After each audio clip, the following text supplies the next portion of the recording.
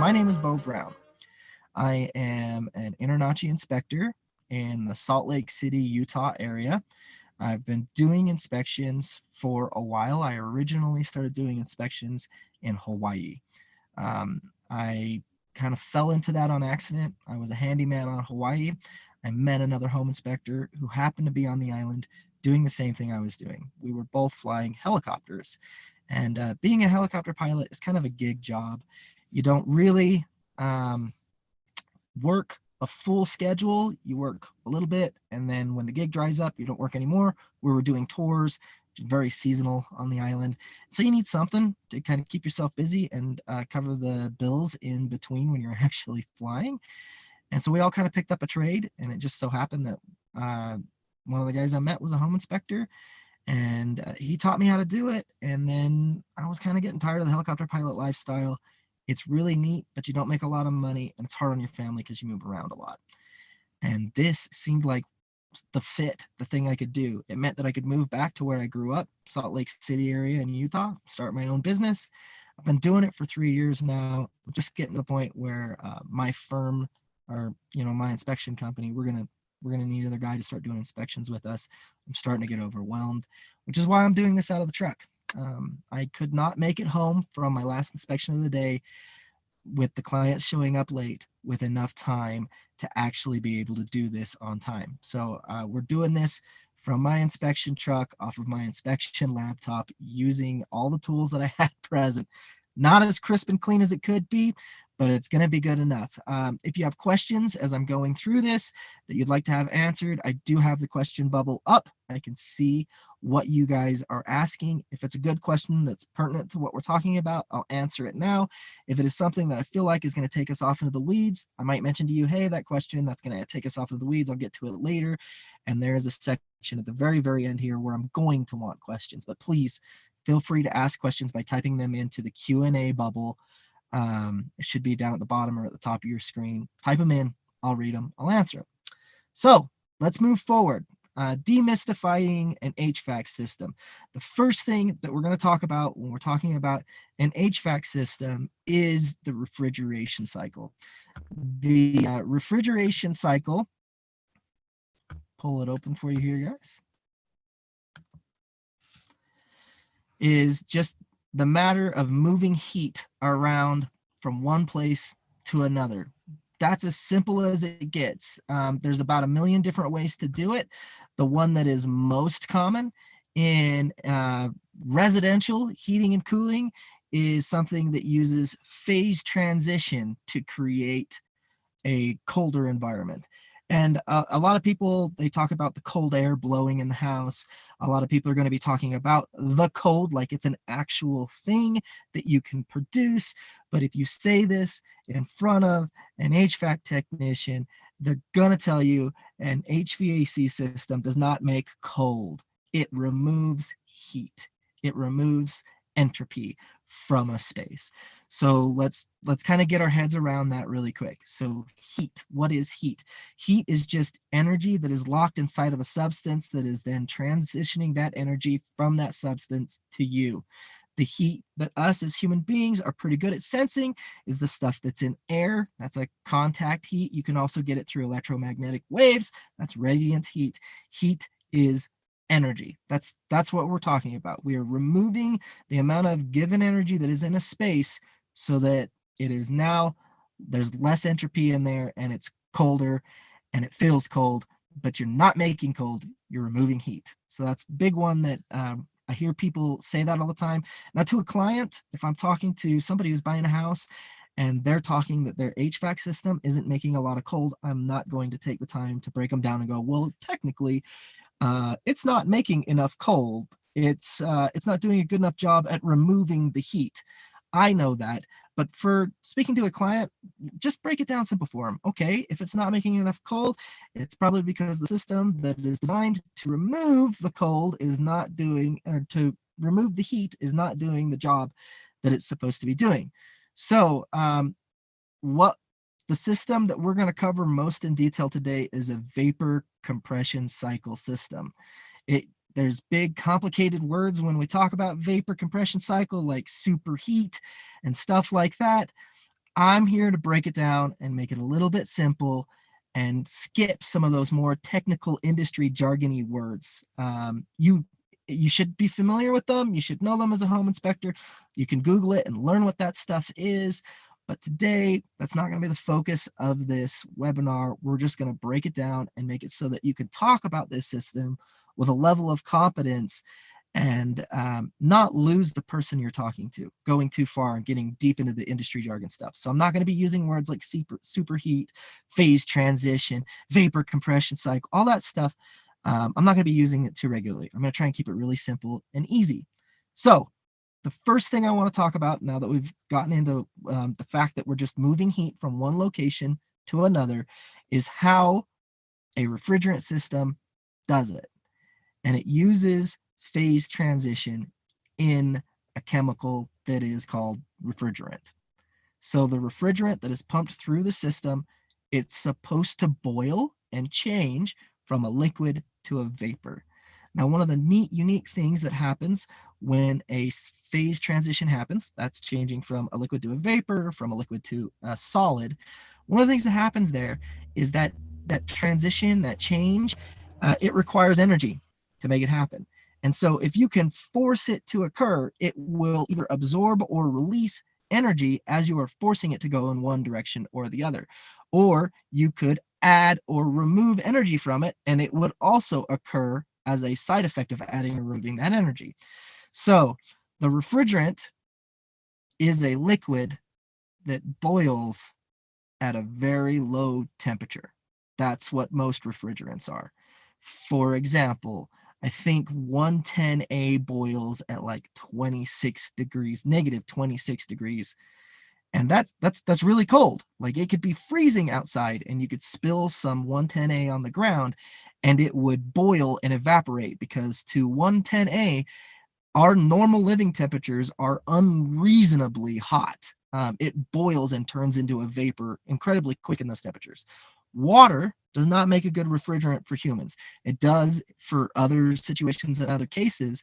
It's not a great refrigerant for humans because water, its boiling temperature is high enough that if you were to heat it up so that it would boil and remove some energy as it changes from a liquid to a vapor, those temperatures aren't doable for humans. We don't want it to be 100 degrees. That's not cool to us.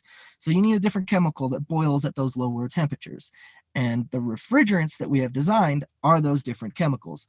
Originally, R22 was great. It boils at like negative 60. It's an incredible material, but it's bad for the environment.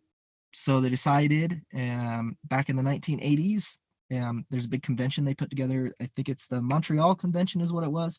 Anyways, they decided that they were going to outlaw R22 refrigerant. And so they were starting to look for replacements for it. They wanted something that didn't have as much chlorine in it. The chlorine is what reacts with the atmosphere and causes all sorts of problems. And it's carried up there because when it evaporates, it becomes lighter, goes up high into our atmosphere, it reacts, and you lose the ozone layer. And so that was one of the big problems that they were having with R22 is they knew that it was going to cause loss in the ozone layer. So what they did is they basically made a structured plan that said that they would start phasing it out over the years. And 2010 was when they said, no more. You can't even make it anymore. You can still have it. It's not against the law to have it.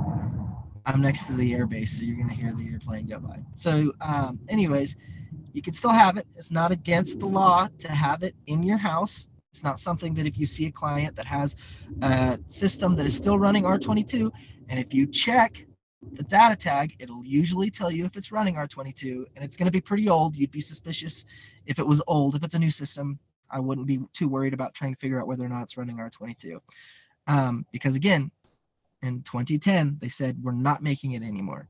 And so all the R22 that is left over has already been produced.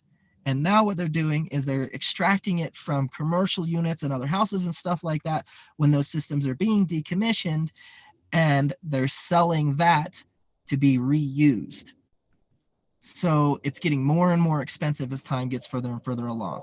So if you find a system that is running on R22, one of the things that you want to make sure that you tell your client and highlight to them is not that R22 is a piece of crap and that you need to get rid of it and it's dangerous for the environment and all that other stuff. You could talk about that, but honestly, R22 is probably one of the best refrigerants that we've discovered so far. It works really, really well, and it doesn't need a lot of high pressure like some of the new refrigerants that we've got, which means that your condenser is not going to last as long because you need higher pressures.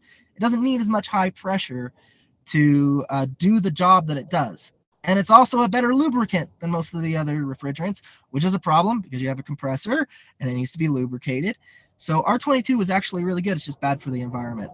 And it's way better thermal efficiency than some of the alternatives we have by like 60% better. It's better at conveying heat at the temperature ranges that we want. You got to remember, when we're talking about conveying heat and cold, these are relative temperatures.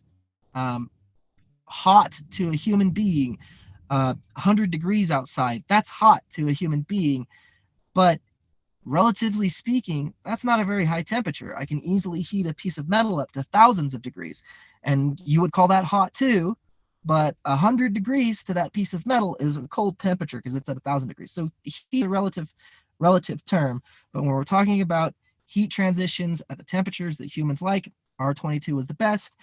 We're currently on 110A. We're moving towards R32 now it is, which is just a base refrigerant, and that stuff actually is really promising. And again, they're going to do the same thing they did with R22 now with the 410A. They're going to start phasing it out. And here in the next 20 years, they're going to stop producing it because it's not a good solution either. It's also harmful to the environment. Not nearly as bad as R22 was, but still enough that when they reconvened for the convention and they were talking about the changes that needed to be done, they decided that that refrigerant isn't good enough anymore either. So the refrigerant, you pump it through the system and you need it to go through phase transition. You want it to boil because when it boils, it absorbs heat. And if you take it from that gas and compress it back down to a liquid, that heat will be forcefully removed from it. It'll be pushed out as you compress it. And you need somewhere for that heat to go. So the way a refrigerant system works is pretty straightforward. We'll pull it up right here for you guys. So this is your basic refrigeration system. Pretty straightforward. I didn't want to include a bunch of the other stuff that can be in here. I'm just trying to explain what the refrigeration cycle looks like. So I picked a very simple diagram. Where we're going to start talking about things are at the compressor. The compressor is the thing inside this system that is responsible for introducing the additional energy it takes to create the pump or the movement of heat in this system. So at a compressor, the suction line side, which would be on your left side of the screen here, it's going to bring in what would be a gas. This is refrigerant that has been boiled. It's going to come into your compressor and it's going to get squeezed down until it is a liquid. You could do this with normal everyday air. Honestly, if you compress the air that's in our environment hard enough, eventually the oxygen, nitrogen, carbon monoxide, carbon dioxide, and other trace gases that are in it will turn to a liquid. It just takes unreasonably high pressures to be able to do that. And there's no mechanical benefit for us. There's other ways to create liquids from gases that are simpler than compressing them. However, when we're talking about a refrigerant, it boils at a very, very low temperature and spends most of its existence as a vapor, and it really doesn't take that much energy to compress it back down to a liquid. That's some of the things that they look for when they're trying to pick the next best refrigerant. How easy is it to compress? What pressure does it produce when it's at a low pressure or a vapor? And what temperatures does it boil at? Those sort of things are considered in a refrigerant. So this system here in front of us could run just about any refrigerant that is currently produced. This system could run on R22 or R44. It doesn't really matter. Sorry, it's 410A is what we're on right now. That's the current best refrigerant. So this stuff here What happens is it gets compressed, and we're a liquid. That liquid is then pumped into a condenser. So the compressor and the condenser, these are the parts that exist outside of the house typically. They're also found on the roof on commercial buildings and in a rooftop unit in RTU. But those two parts are almost always with each other. Sometimes, like when we're talking about commercial units, even the evaporator is inside the same unit. But most of you guys are going to be doing residential. We're going to kind of stick to residential. Your compressor and condenser are two components that live together in that nice little box on the outside of your house.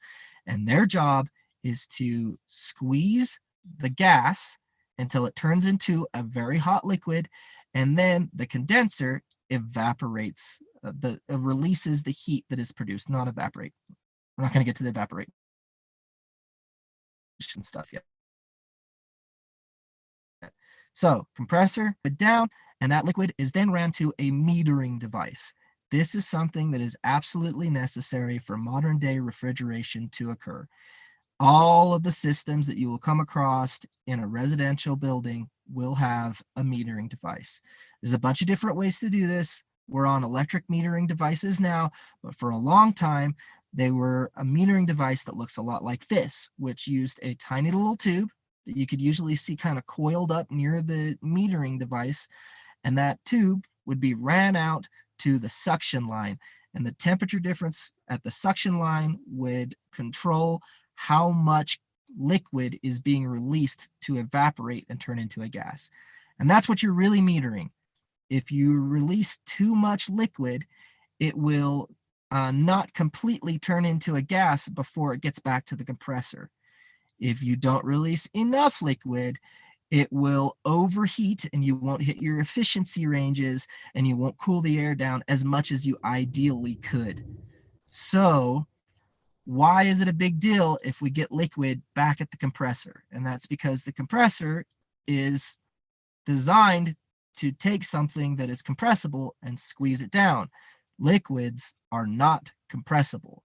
So if your expansion valve is malfunctioning and is releasing too much refrigerant into the system, it will kill your compressor. One of the signs that this is happening is a noisy compressor. You're getting a lot of noise because they're starting to get little micromolecules of liquid refrigerant into the compressor, and it's making a ton of noise. There's other reasons why your compressor could be having an issue, but metering device, one of the best ways to tell if that is the thing that might be going bad, compressor gets noisy. A metering device usually kills a compressor before it's caught. And then you've got to replace the compressor and the metering device. And at that point, you're looking at replacing the whole system. So after the metering device, the liquid is ran through an evaporator coil. And the warm air that is blowing through that evaporator coil is going to be warmer than the negative 20-degree boiling temperature of this refrigerant. Unless the air is below 20 degrees, the refrigerant is going to boil in this evaporator coil. And it'll boil and turn into a gas. And that gas is then pumped to the compressor pump and compressed and sent out the discharge line to the condenser, and the cycle repeats. This is where I want to talk about something that I got wrong. I knew that an HVAC system would, there would be a warm line and there would be a cold line. On the right-hand side of the screen, you can see the liquid line leaving the condenser and go to the metering device. It's warm. Also, the discharge line is warm. The suction line is cold and the expansion line is cold. I got on a roof and I filmed a video and said, hey, look at this system here. These two lines, you should be able to physically touch them, and one would be warmer and one would be colder than the other. And that would be indicative of a potential issue if they were the same temperature, because your system is not running efficiently if they're the same temperature. And I called the warm line that I was touching on the roof the return line, and the cold line that I was touching on the roof the feed line. And I was wrong.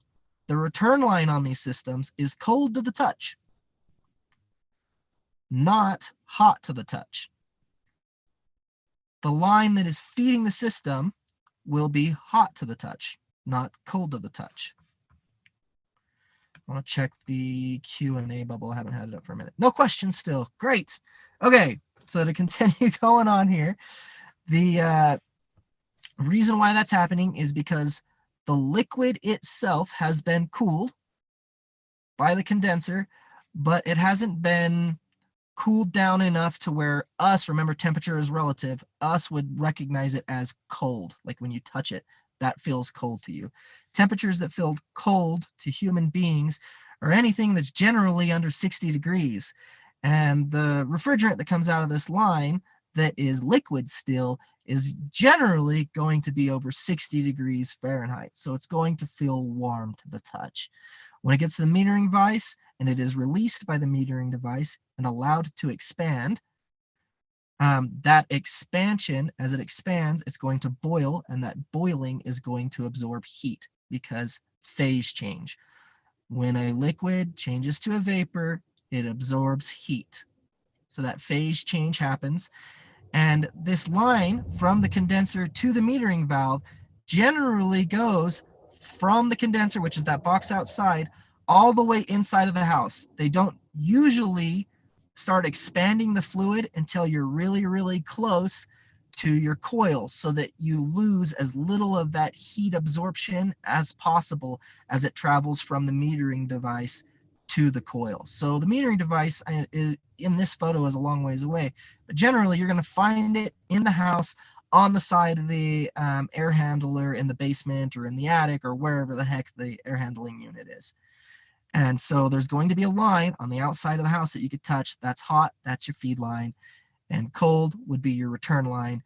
And remember, it's going to the system as a liquid, so you need less space, which means that your return line is going to be smaller. It's a liquid line, or sorry, your feed line is going to be smaller. It's going to be a liquid line, the line going from the condenser to the metering device, and then it's going to expand, and it'd be a larger line because there's a vapor in there, and you need to still move the same amount of material, but it takes up more room now because it's a vapor, so you use a larger line. All right. So we've covered what the refrigeration cycle looks like. Now we're going to move on to the InterNACHI SOPs, and we're going to talk a little bit about what InterNACHI is expecting you to look at as a home inspector. So your heating and cooling SOPs, I've paraphrased this a little bit. The inspector shall inspect the heating or the cooling system using normal operating controls. If you need to plug into the motherboard to check delta V splits and see what the metering valve is being told to do based off of the temperature readout that it's getting from the little sensor that's out there, you're not expected to do that as a home inspector. You're expected to be able to fire the thing up using the controls that are on the wall. If you can't get it to fire up using those controls, then you can put a limitation in the report saying, hey, it's not functioning like it should. You probably need a technician to come out and take a look at this.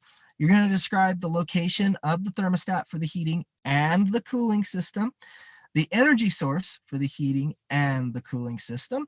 Both of those need to be described in your report, and then the inspector shall report as in need of correction any heating system that did not operate or a cooling system that did not operate, and if the heating system was deemed inaccessible. So, like I said, if you couldn't turn the heating system on, if you couldn't fire it up, you went over to the thermostat and you fiddled with the thing for 20 minutes, still couldn't figure it out, got on Google, tried to find a diagram or a manual on the internet because there's a million different thermostats now, still couldn't figure it out, then you need to put something in your report basically saying, this is the reason why I couldn't figure it out. I tried it, I couldn't get it to fire up, there must be something wrong here. And then that also includes if there's anything stacked in front of it. If you walk into a house, remember, we're not supposed to be moving people's stuff. If you do decide to move people's stuff, you take that liability on yourself. It is not something that you're required to do by the SOP. So if the furnace is blocked and you're not going to inspect it because inspecting it is part of the SOP, then you'd better put a reason why in the report you didn't inspect it. So anything blocking it, thermostat doesn't work. Maybe the power's off to it. Every now and then out here, because I have a lot of heating systems, I know there's places in the United States, like Hawaii, that don't have a heater in the house. Out here, there's times where I show up in the early spring and they've turned the heat off to the house and the temperatures are such that I could test the heater, but the gas is off. So that is something that's got to go in the report.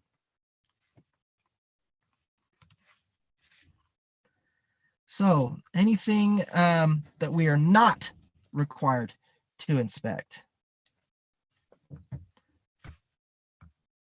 So we're not required to inspect, measure, evaluate the interior of the flues, chimneys, fire chambers, stuff like that.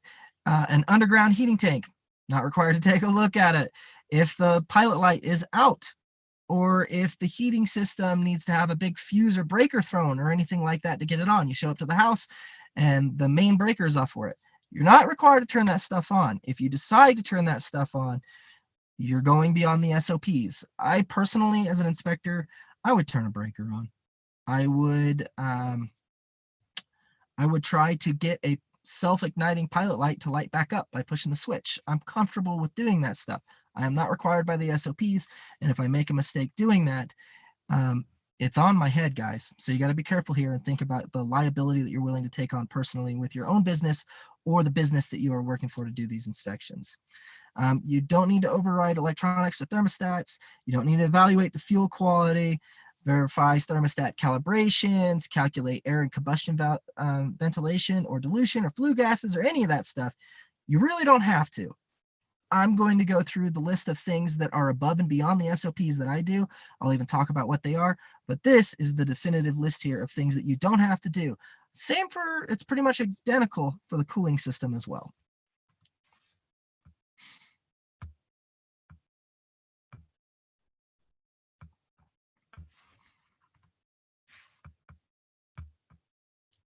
Sometimes the computer doesn't want to switch screens. There we go. Okay, so we've talked a little bit about the InterNACHI SOPs. Now what I'm going to do is I'm going to dig into my personal inspection process on how I go through these HVAC systems. And so I like to call my inspection process a flow, is what I describe it as. And basically what we're talking about when I'm mentioning a flow is I want to try and knock these things off as I'm moving through the house rather than backing up to go to areas that I've already been to. So for me, I have it broken down to the interior, the exterior, then the roof, and we're going to kind of dig through what I do as I go through the process. So when I get to a house, and what we're going to do is we're going to look at this, guys, from like the HVAC point of view, right? I'm not going to dig into everything that I do as I go through an inspection flow here. I'm just going to talk about what I'm looking for as far as the HVAC is concerned in each one of these areas as I work my way through the house. So the first thing I do when I get to a house is I turn everything on. I turn on the lights. I turn on any appliances that I'm going to be testing, like dishwashers. I make sure the refrigerator's working. I turn on one of the sinks and make sure I've got hot water. I want all of that stuff functional and going as quickly as possible. And the reason for this is because it can absorb an incredible amount of time in your inspection process to find there's no hot water after you've already been doing an inspection for an hour and a half and you've only budgeted yourself 2 hours for it and you're just now figuring out there's no hot water and you still have a bunch of stuff left at the end of your inspection that you haven't done yet. You got to spend 30 minutes trying to figure out why the water heater's not working. So I check to make sure there's hot water. I check to make sure all the lights turn on. And then I fire up the HVAC system. That's part of my very first process when I get into the house. I turn the HVAC system on. In Utah, if the temperature is below 60 degrees Fahrenheit, I don't fire up AC condensers. I won't check the AC. I put a limitation in the report stating that I could potentially harm the AC system because at those temperatures, you could start creating ice in Utah with our humidity and everything else that we have going on. And so here in the state of Utah, I don't fire up refrigerant systems if the temperature is below 60 degrees Fahrenheit. If the temperature is above 80 degrees Fahrenheit, I don't turn on the furnace. You can crack heat exchangers by putting too much warm air through them. They are looking for a reasonably cooler air. This is less likely, less of a potential issue. Really, you could probably fire up the heating system closer to like 100 degrees Fahrenheit and probably not suffer any major problems. But it was a practice that I brought forward within my business that I've seen other inspectors doing, and I like it. I have never had a problem with breaking or damaging a system by following those two rules. If temperature is below 60, I don't turn on the AC. If the temperature is above 80, I don't turn on the heater. That means there's a 20-degree sector there for actually here in Utah, about 5 to 6 months of the year that I can use both of the systems. The rest of the year, it's either too cold or too hot, and I'm only testing one, and I put a limitation in the report. After I turn everything on in the house and make sure that it's working, we move on to the next portion of my flow. I will then walk outside of the house and I'm going to be doing the exterior. Now, for me, the exterior portion that is important for the HVAC system is I am checking the fuel source and I'm doing a thermal image scan of the exterior of the house. I keep my thermal imager on me. I do it on every single inspection. It's an unbelievable tool. If you don't got a thermal imager, get one, guys, but we're not doing a thermal imaging inspection course. We're doing an HVAC course.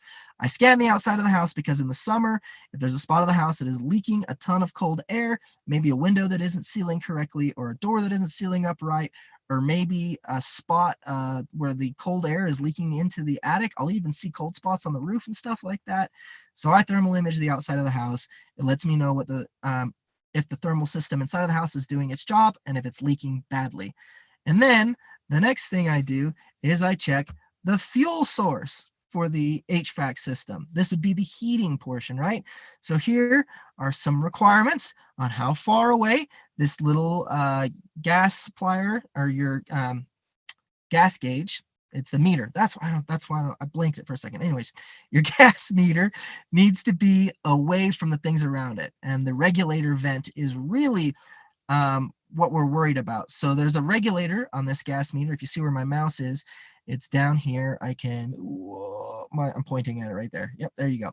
So that is the thing that we're really worried about, because that is designed to be a safety system that would release flammable gas in an emergency situation, and they want that potential gas to dilute before it gets to a location where it can combust. And so there are requirements on how far away things must be from this meter, because it is the point where you are most likely to get a gas leak under normal operation. There's other locations where you'd be more likely to get a gas leak at joints and stuff like that. But if they've put it together correctly and it's working the way it should normally, the only location where it's designed to leak is at that regulator. And so that's why they're really carrying, it's a distance from the regulator, but the regulator is almost really, really close to that meter. And so that's why they talk about the meter and kind of focus on it. But really, the whole point behind it is the regulator. There are code checkbooks that you guys can get. InterNACHI is in big support of the code checkbook. This is just something that I pulled down off of the internet that didn't have a tag on it that said that I couldn't be, giving it out to the public. So there are other sources to get this from. If you're ever curious and you don't have the code checkbook on you, Google's an amazing thing. Just make sure you check your sources, because there is some false information out there, guys. Okay, so I'll check for gas leaks around that gas meter. I have a gas detector that I use, and I will check around the gas meter. I do a thermal scan on the outside of the house, and then I will check the exhaust system to make sure that it's working the way it should be. In the winter, the exhaust system should be putting out hot exhaust air. If I touch it and it's not warmer than the outside air, that is an indication that it is cooling down too much before it exits. It needs to be a powered system if it is. And for those of you guys that don't know what a powered system is, here's a quick rule of thumb. If it is using PVC pipes, it needs to be forcing the air out, and the air that comes out of it can be whatever temperature. You don't need to worry about it. It's going to force the air out. If it is using the shiny metal pipes, it is probably self-drafting. There are some that power draft and use those metal pipes, but it's going to be a high temperature draft. The temperatures that are coming out are going to be high temperature. That's why they're using the metal pipes. And so if you run your hand in front of the exhaust that's coming out of it, whether you find the exhaust at the roof or you find it on the side of the house, you run your hand across that, and the exhaust that's coming out of it is not warm, then there might be a problem. I would start looking for leaks, because that means that it's cooling down to the same temperature as it is outside, and it's going to cause the liquids that are inside of it to condensate, and it'll create leaks. And so that, for me, is an indication that I need to be looking for leaks somewhere around that system. Maybe where it pokes through in the attic, maybe where there's a chase in the wall. When I thermal image the inside of the house, if I find a chase, I'm going to look closely. I'm going to be looking for that stuff. So that is one of the tricks that I use to determine whether or not those systems are doing. It's not foolproof, but that is why I am doing that.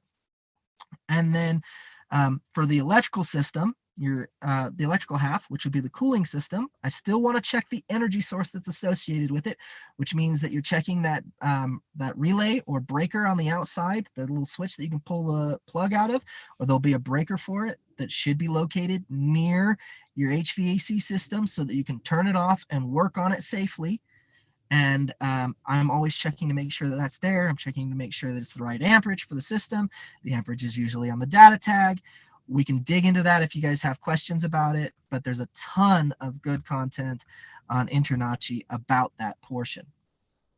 All right, so we're going to be moving on a little bit further here beyond fuel storage and scan for the exterior. Now, the next location that I go to after I'm done checking the exterior, before I walk back inside of the house, is the roof. I'm going to be checking all of the locations that are associated with the HVAC system while on the roof, so I don't have to get up there. I'll also be checking shingles and gutters and trim flashing and everything else. But today, we're just going to talk about the portions on the roof that I care about for the HVAC system. That would be the vents that stick out, the PVC vents that we were talking about for power vented systems for a high efficiency system. We also have the metal pipes that stick out. Those systems, they just use gravity to ventilate. And you want to make sure they're not rusty. You want to make sure that the penetrations that go through the roof look really, really good. And if you're seeing a lot of rust on them, that's a potential that it's cooling too much and there's too long of a run, or it's not built in there correctly. This is a location where mistakes get made a lot, and people don't notice it for years, but it's really easy to mess up ventilation on these things. My best friend is that gas detector. The one that I use uses combustible gases and tests for combustible gases, specifically is what it tests for. And the neat thing is that if the system is working exactly as it should, it won't burn 100% of the combustible gas that is being produced to burn it. And two, some of the gases that are produced as an off gas, like carbon dioxide, is combustible. And so the system will go off when sensing carbon dioxide. It'll even go off when it senses carbon monoxide. So I check around those vent pipes to make sure that the combustible gases that are supposed to be released and the poisonous gases like the carbon dioxide they're supposed to be released are being released in the location that they were intended to, and not somewhere else. If you're seeing rust, there's a good chance that you're getting an exhaust leak. So check those exhaust lines with your gas sensor, not just the gas lines. You'll be surprised how often you find leaks. The next thing I'm going to do is I'm going to walk in the house and I'm going to start my flow on the interior house. I have a whole process for it. I follow an exterior wall. I check everything as I go by. I punch it into the stuff. But eventually, I'm going to come to the closet or the utility room or wherever the heck the air handler for this system is located. And I'm going to be checking on that. I want to see if there's any gas leaks there. I want to check the filter to make sure that the filter isn't really dirty or in bad condition, which is an indication that it hasn't been maintained well, and that we need to take care, that we need to mention that that system probably needs to be serviced. I am going to do a thermal scan on the outside of the system. This one is tricky. If you've never used your thermal imager to look closely at what the HVAC system is doing while it's heating or cooling, start doing it regularly. I wouldn't initially use it as a primary indicator device for finding problems, because there's so many weird interactions that happen with that system and your thermal imager. But after a good 10 or 11 times looking at it critically, trying to figure out what is normal, like the seams on a vented system from the 80s that uses like the sheet metal ducting, the seams on that are going to leak, because back in the 80s, they didn't paint them closed like they do now. And so if you start learning by looking at a new system, and you go, oh, all of these seams are supposed to be tight and I shouldn't have air leaking out of around them, and you go into an 80s house that's got an unfinished basement and you thermal image it and you see all the seams are leaking and there's this cold air coming out, and you start calling it out for thermal efficient, that because it's not efficient enough. One, you're not required to do that in the SOPs. Two, there's no reason to do that. An 80 system functions like that. So you want to just be careful. If you're going to start trying to go beyond the SOPs and looking at stuff, make sure you actually know what you're talking about. But it's okay to learn about and try and figure those sort of things out, at least for me. It's okay to try and figure that stuff out. And I scan all the systems now. I do an entire interior scan, but I specifically pull my thermal imager out to scan the air handler when I get into the basement. And the reason why I'm calling it an air handler is because when we're talking about an HVAC system, there's two different components, the part that makes heat and the part that makes cold. The parts that actually cause the temperature exchange to happen generally live in the same box with each other. And you can refer to that box as the air handler. Here in Utah, where I'm located, if I call it an air handler, most of the people I'm talking to have no clue what I'm talking about. I have to call it a furnace. And then they go, oh, I know exactly what that thing is. So that's one of the reasons why I try to stay away from some of the industry jargon, because even by locality, in Hawaii, if you call it an air handler, they know what you're talking about. But in Utah, if you call it an air handler, you get questioning looks. And so I call it a furnace, even though its job is to circulate the air, and the furnace just so happens to have an AC coil on it. And that cools the air too, and most people associate that to be one working unit. So remember, it's two different systems. If you're testing it if I'm testing it at a time of year where I can test both of those systems separately, then I do. But generally, there's a good half of the year where I'm only testing one or the other system, not both of them. So I'll go through, I check the dates and the condition, I check for leaks, I check the filters, and then I do a thermal imaging scan on the entire thing. And some of the common mistakes that I find here in the state of Utah and that I'm used to seeing all the time would be stuff like missing drip legs or dirt legs. That's as the gas comes into the system, you need to have a change in direction, and gravity needs to cause the dirt and dust particles that are in that gas line to fall out into the dirt trap or the dust trap or the drip leg or whatever you want to call it. The dust falls down in there, and it's to prevent it from getting in your regulator. And it's because the regulator in most systems uses a rubber diaphragm to open and close. And if you get a sharp piece of dust in between that rubber diaphragm, you'll break it or tear it or cause a problem, and you can start getting gas leaking past when it's intended to be off. And so that's why it's important to prevent dust from getting in there. I don't see it almost at all here in the state of Utah. I'm not joking when I say 75% of the systems I inspect don't have a dirt leg on them. Some of the other problems that I find here in Utah are, again, on those exhaust systems. There's a lot of mid-efficiency units here, or even low-efficiency units that are still in use in the state of Utah. They're putting high efficiency in all of the new builds, but they've only been doing that in the state of Utah for probably the last 8 or 9 years. So a majority of the homes are mid-efficiency systems. You find problems around them all the time, especially if they're over 20 years old. The metal that's in there, as the exhaust rises up through it, it will cool down. That's what it's supposed to do as it's rising through there. It does cool down. And as it cools down, the vapors that are in it are going to condense. And as they condense out, they're going to bond with the other chemicals that are gases in there that are condensing as well. And it creates an acidic liquid. But it's carbonic acid is what it generally creates. And it'll erode the inside of that pipe from the inside out. And after 20 years of that, it's not surprising to see that it's rusty. So that's something that we see a lot here in the state of Utah. All right, we're getting close to our Q&A section. I wanted to budget about 15 minutes for it. Let's see. Do you have a preferred app, web source for dispersing data tag info? Yes, I do. I like to use but doesn't provide efficiency info, which you like to include. So I use what I use to to figure out what the data tag is just the old school buildingintelligencecenter.org. Those are the ones that I use. They generally have the information that I need to be able to decode the serial number on the tag and tell me how old it is. As far as efficiency goes, you are opening a can of worms by talking about efficiency. So a house that has a 5-ton unit, they may have installed the 5-ton unit on there because the HOA said that it needed to be a 5-ton unit because they had certain efficiency standards that they needed to meet. But that might be completely overkill for a 1,200 square foot house. A 5-ton unit is way too much.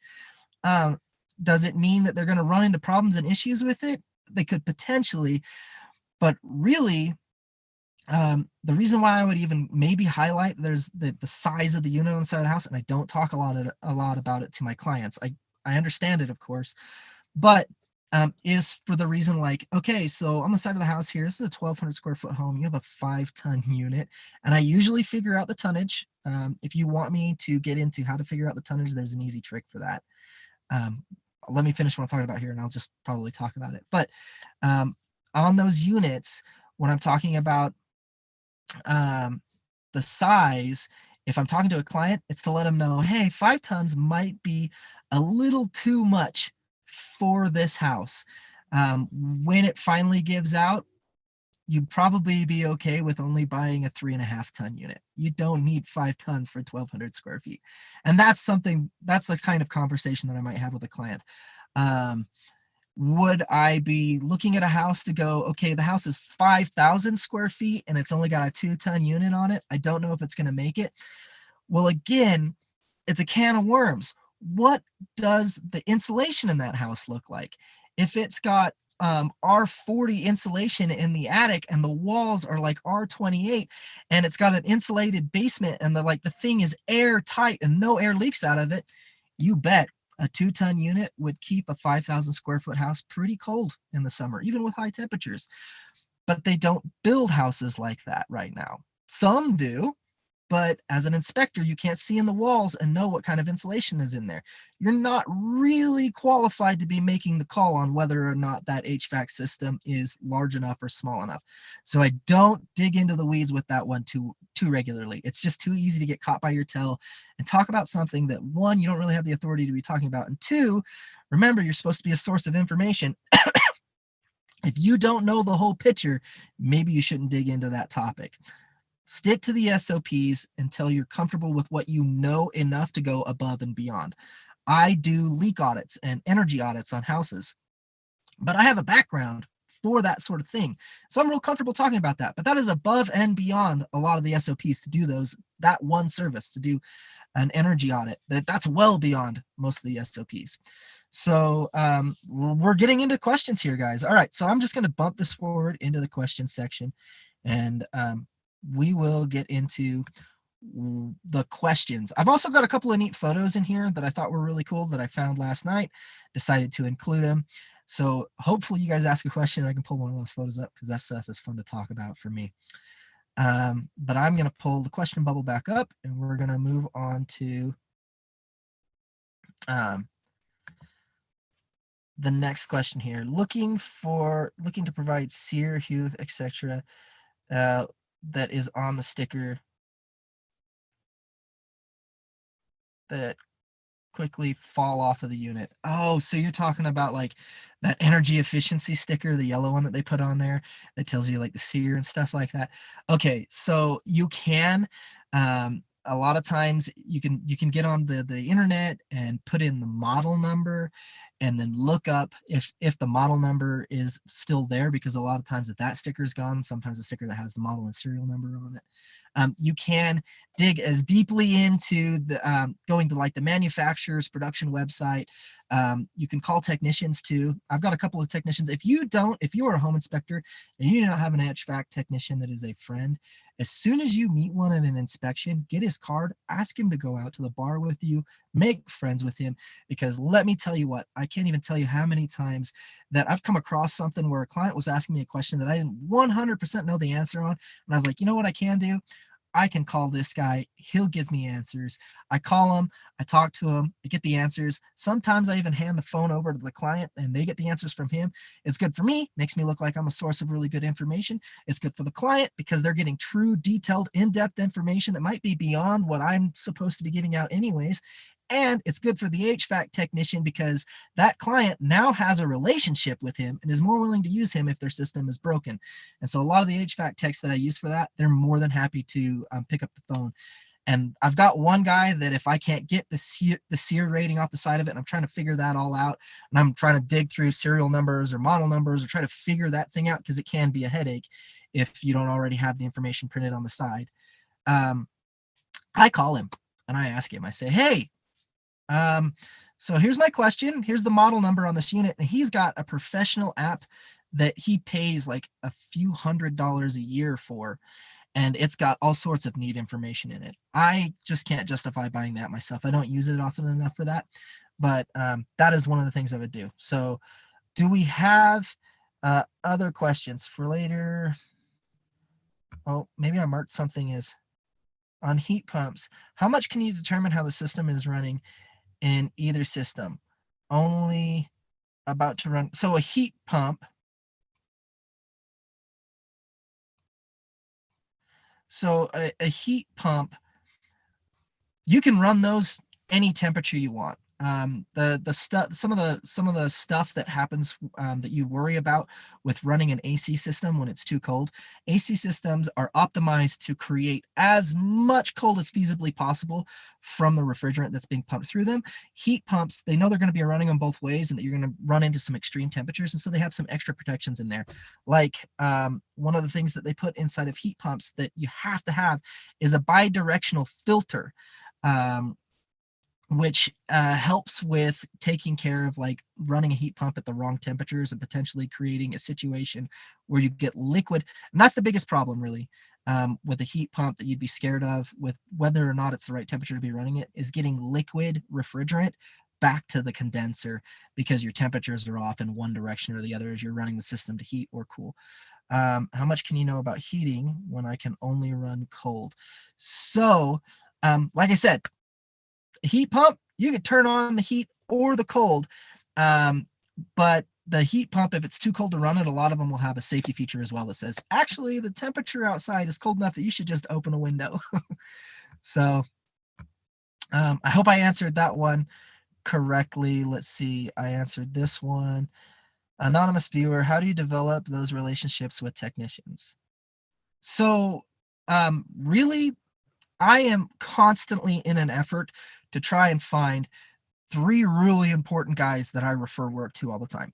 It would be an HVAC guy, an electrician guy, and a handyman guy. And I'll start referring work to those guys as regularly as possible. One of the things that I'll do is if I come across an issue and somebody's saying, hey, this is a thing that we're not okay with, and I say, well, that's a handyman problem, or that's an HVAC problem, an electrician problem, I have somebody that I can give that information to and have them talk you through that. They're familiar with my reports. They've seen my reports before. A lot of these guys, I introduce them to my reports. The way I build those relationships is by talking to strangers. So there's been times where I've done inspections on houses in new developments, and there's an HVAC company across the street installing an HVAC system in a brand new house.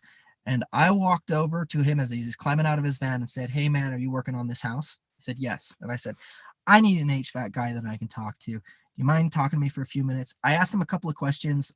It was back when I was just starting out here by myself, and I felt like I needed somebody that I could refer to that wasn't living in Hawaii, thousands of miles away. And I basically explained that. I'm a home inspector. I want to know as much as I possibly can, and I'm going to have questions that are like industry specific because I'm in this weird notch where I'm more educated than the layman, but not as educated as you, and I want to be able to fall back on your additional education in the future. I'll offer you a trade. If you're willing to play game with me, one, I want to be your friend. I want to build a relationship here. And if you make that clear with somebody, it's amazing how willing they are to work with you. If you just tell somebody, I want to be your friend. I want to work back and forth to do something together. And then the other thing I tell them is exactly what I just said. If there's a question and I have it, I would like you to pick up the phone quick, because generally when I call you, it's going to be a question. I'm going to have a client right there. But here's the neat thing. If it's such a big question that I'm calling you, it's probably because it's a big enough problem that they're going to take action on it.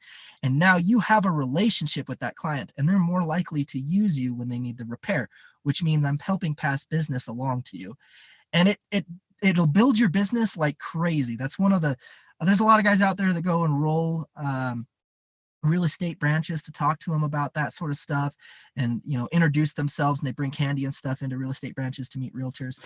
There's a lot of guys that they go to like marketing events, like golf events and stuff like that, and that stuff works. I've done a lot of that. But it's insane how much work I've gotten from a couple of good electricians that I talk to regularly, a couple of HVAC guys that I talk to regularly, a couple of plumbers I talk to regularly, and a couple of handymen that I talk to regularly. I take them out to the bar, I buy them drinks, I treat them like a realtor who's been referring me a lot. And then when they run into clients or customers that are selling their houses, they will tell them, hey, when it comes time, I got an inspector. They usually run into these guys because they're helping them do a repair on their house before they sell it, because their realtor is telling them that they need to do that. And so I get those referrals too. So it's a really good system. I couldn't recommend it more, guys. Make sure that you meet yourself an HVAC technician. Just go find one in the wild. Those guys are pretty cool. Same thing with plumbers, electricians, and handymen. Framers, not so much. Drywall, not so much. Those are the guys that you really need. And I wouldn't even say that a plumber is super necessary, because at least in my area, they're super easy to come across. It's not hard to find a plumber that isn't busy in my area. Okay, guys, so we're getting close to the end here. If you've got any more questions, let's go for it. If I don't see another question pop up here in a minute, I'm actually going to pull up this diagram here. So if you are the type that is constantly looking to learn and improve your trade about what you're doing here as a home inspector, I cannot recommend enough going to the engineeringmindset.com website and looking at their information on heat pumps, looking at their information on just about anything that has to do with a residential house. He has beautifully designed illustrations. He has long, in-depth YouTube videos that are actually kind of entertaining to watch, that'll break all of this stuff down. It's a great place to go. I would also highly recommend InterNACHI's website. If you go to their website, there's a search function in there, and you can search for images that are like this. And then not only that, associated with those images is generally an entire article on the topic that is specifically centered around an inspector's point of view or take on it. And you've got this system here. So we talked about the general refrigerant cycle. This is a heat pump, which this is the direction we're going, ladies and gentlemen. We are going to be doing heat pumps for everything here in the near future. And these systems, it would behoove you as an inspector who plans on doing this for any amount of time. These are the systems you want to get familiar with. The part that's very different from a regular HVAC system and a heat pump system is this reversing valve you see here in the middle, and then the non-return valves, and the fact that there are two different expansion valves, and the refrigerant is always flowing through the expansion valves. It just depends on which direction. So they're unique systems. They're a little bit different, but they work on the same principles. You're just boiling a refrigerant. It's just a matter of where you're boiling it versus where you're releasing the heat out of it changes. So that's about it, guys. We're coming up on the end of this presentation. Thanks everybody for sticking around. I appreciate you guys coming out with the questions. Y'all have a good night. And one more time, thanks for sticking around with me through the technical difficulties.